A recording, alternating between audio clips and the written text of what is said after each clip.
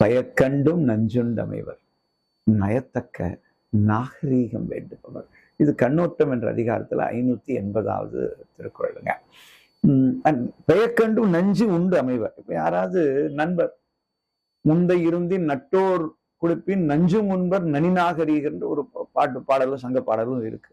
இங்க என்ன வள்ளுவர் இதை சொல்றாருன்னா, நண்பன் கொடுக்குறான், பெயக்கண்டும் சரி தெரியுது அதை நஞ்சுன்னு, வேண்டாப்பா நான் குடிக்க மாட்டேன், அவன் அன்பா உபசரிச்சு கொடுக்குறான். அப்ப கூட இந்த நனிநாகரீக நெஞ்சமுடையவர்கள் வேண்டாம் என்று சொல்லி அதையும் அருந்துவார்கள். அப்படின்னா அப்படி அருந்தணுமா அப்படின்லாம் வள்ளுவர் சொல்றாரா அப்படின்றது ஒரு பக்கம் வச்சுக்கலாம். அதாவது ஒரு கண்ணோட்டத்தினுடைய உச்சத்தை சொல்லும் பொழுது சில நேரங்கள் ஓமைகளை நாம் பெரிதுபடுத்தி சொல்வோம் இல்லையா? அந்த நிலை என்று ஒன்று இருந்தால் கூட அதையும் நீ வாங்கி குடிக்க வேண்டும், அருந்த வேண்டும். அவன் மனம் புண்படாமல் அந்த எதிரில் நடந்து கொள்ள வேண்டும். அதுதான் வள்ளுவர் சொல்ல வர ஒரு செய்தி.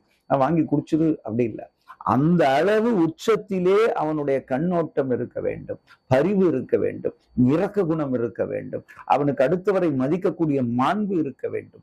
இதெல்லாம் தான் இந்த கண்ணோட்டம் என்ற இந்த அழகிய இந்த சொல். ஏன்னா கண்ணோட்டம் இல்லைன்னா கண்ணே இல்லைன்னு சொன்ன ஒரு வள்ளுவர். ஒரு மனிதனுடைய கண் என்பது வெறும் புறக்கண் அல்ல, கண்ணோட்டம். அதைத்தான் இந்த குறள் மிக அழகாக நுட்பமாக பதிவு செய்கிறது.